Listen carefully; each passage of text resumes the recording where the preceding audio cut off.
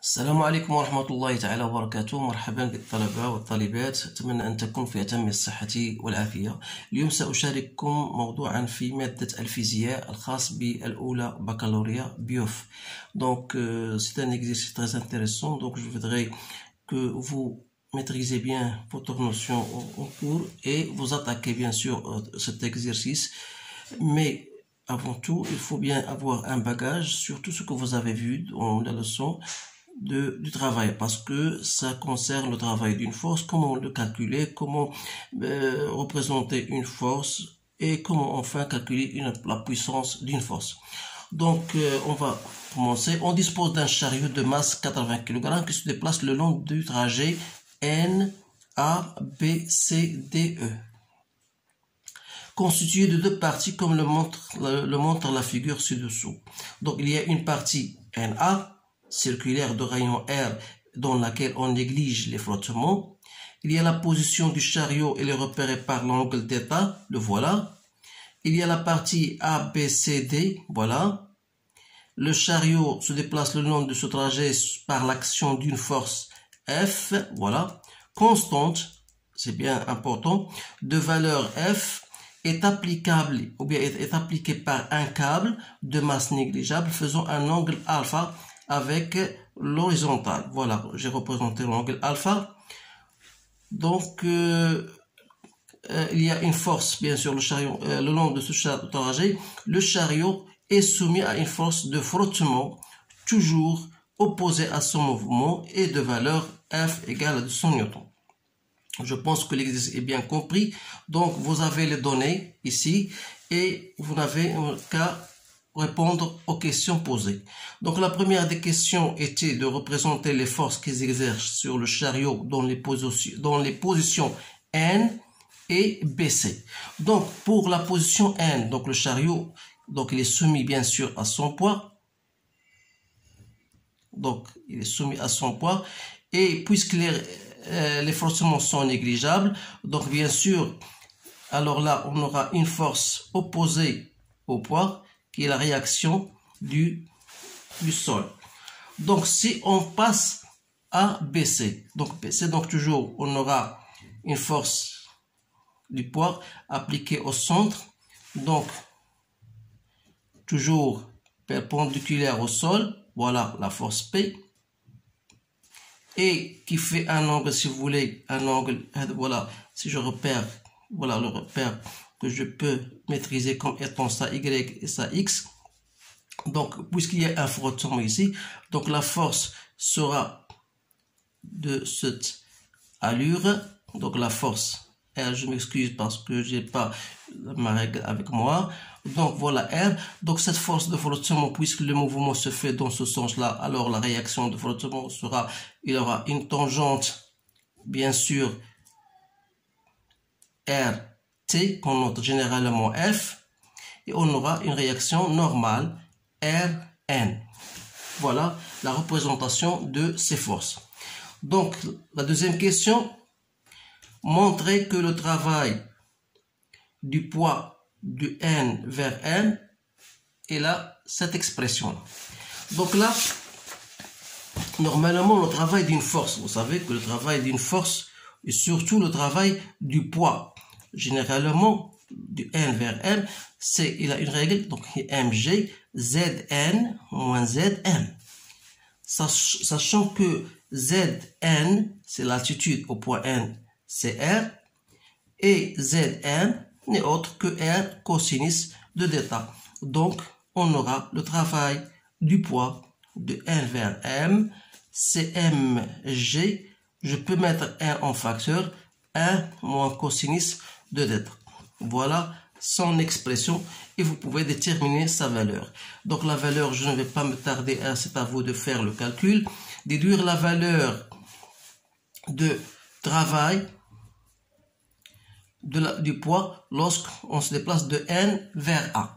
Donc qui dit se déplacer de N vers A, donc se déplacer de N vers A, ça veut dire que θ va passer de la valeur 0 à la valeur pi sur 2. Donc cos de θ dans ce cas-là sera égal à 0 et par suite on aura le travail de poids n'est autre que MGR.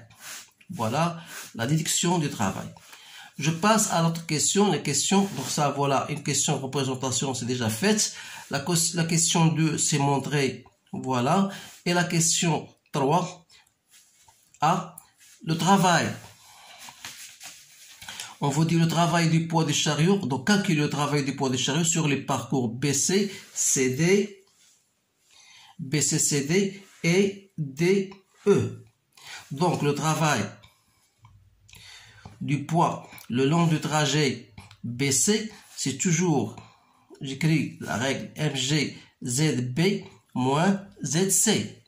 Donc, si on voit ici dans la figure BC, vous avez ZB, l'altitude ZB égale à 0. Donc, il reste ZC. Donc, on aura est égal à moins MGZC. Donc, ZC, c'est quoi?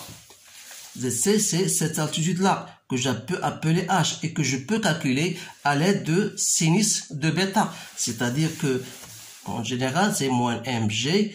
ZC, donc c'est BC, sinus de quoi? De quel angle? De l'angle bêta. Donc, il suffit de faire le calcul.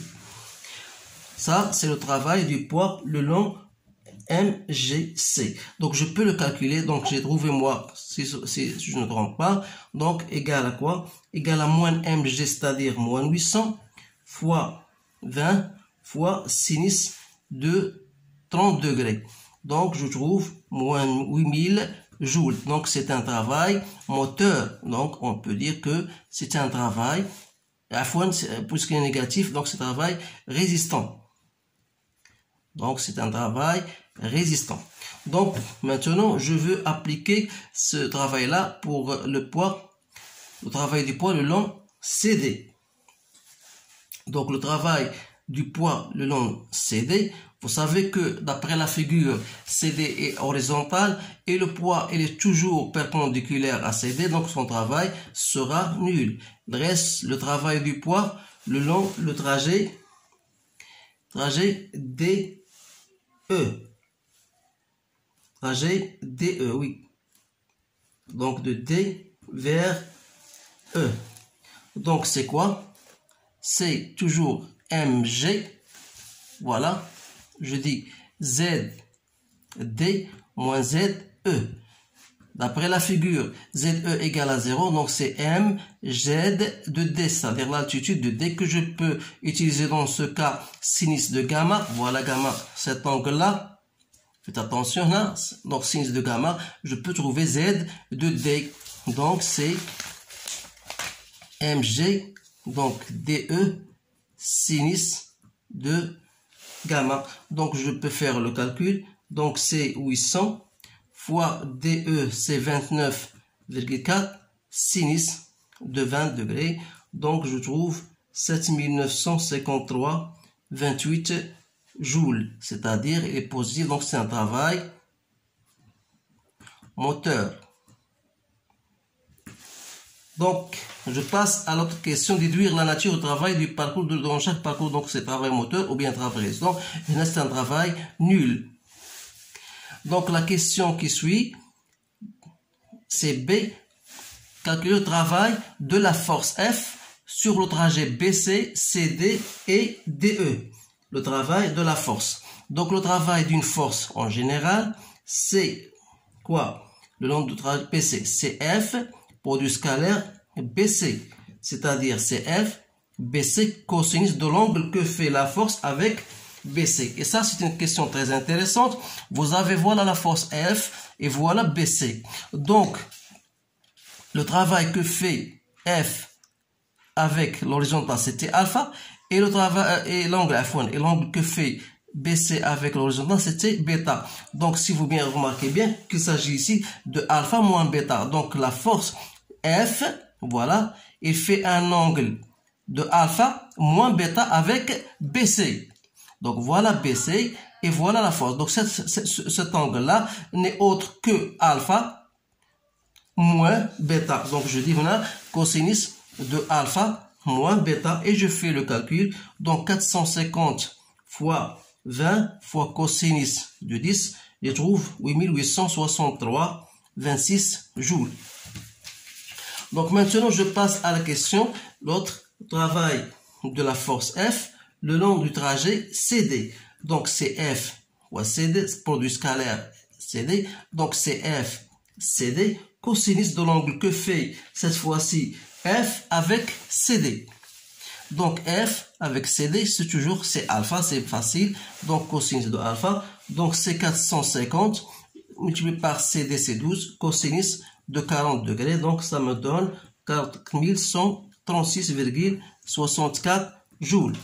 Donc il me reste maintenant le travail de la force le long DE.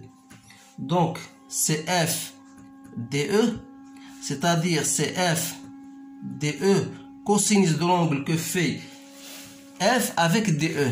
Donc voilà F, voilà DE. Donc si vous maîtrisez bien les choses, donc la force, l'angle que fait F avec 2, c'est alpha plus cet angle-là. Cet angle n'est autre que gamma. Donc on peut dire que F avec DE, c'est l'angle alpha plus gamma. Donc c'est cos de alpha plus gamma, ça veut dire 20 plus 60. Je fais l'application numérique, donc 450 fois 29,24 cosinus de 60 degrés, je trouve 6579 joules. La question C. Voilà, le travail de la force de frottement, toujours de trajet BC, CD et DE. Donc le travail de la force de frottement, c'est toujours BC, trajet BC, c'est moins F BC, puisque F et BC sont des sens contraires, donc c'est moins 200 fois 20, ça donne moins 4000 joules. Le travail de la force du frottement le long du trajet CD, c'est moins F fois CD, donc c'est moins 200 fois 12, donc c'est moins 2400 joules. Donc le travail de la force de frottement le long du trajet DE, c'est moins F fois DE, donc c'est moins 200 fois 29,24, ça me donne moins 5848 joules. Donc vous remarquez bien que le travail d'une force de frottement est toujours négatif. Donc après cette question-là, la dernière question, sachant que la durée du parcours BCDE est delta T 2,5, calculez la puissance moyenne développée par la force motrice. Donc vous savez que la puissance d'une force F, c'est le travail de cette force-là sur delta T. Donc puisqu'on vous dit de parcours BCDE, donc ça reste, c'est le travail de la force F le long du trajet BC plus le travail de F de C vers D plus le travail de F le long DE, le tout sur delta T. Déjà, on a déjà déterminé ces travaux-là, donc il reste qu'à faire l'application numérique. Donc c'est 8863,26 plus 4136,64 plus 6579, le tout divisé par delta T, c'est 2,5 secondes. Donc, en faisant le calcul, j'ai trouvé moi que cette puissance-là n'est autre que 7831,56 watts. Donc, je pense que ce résultat-là est acceptable, mais vous allez faire vos calculs vous-même.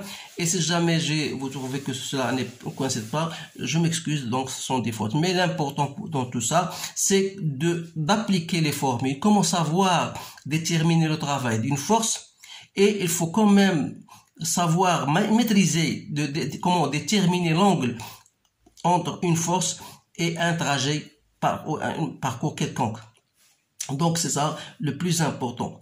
Donc dans le cas où il y a un frottement et dans le cas il n'y a pas de frottement.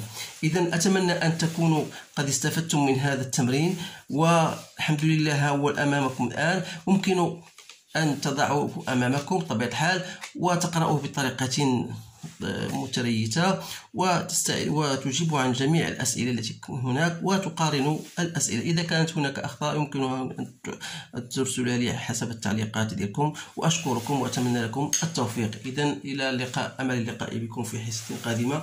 استودعكم الله والسلام عليكم ورحمة الله تعالى وبركاته.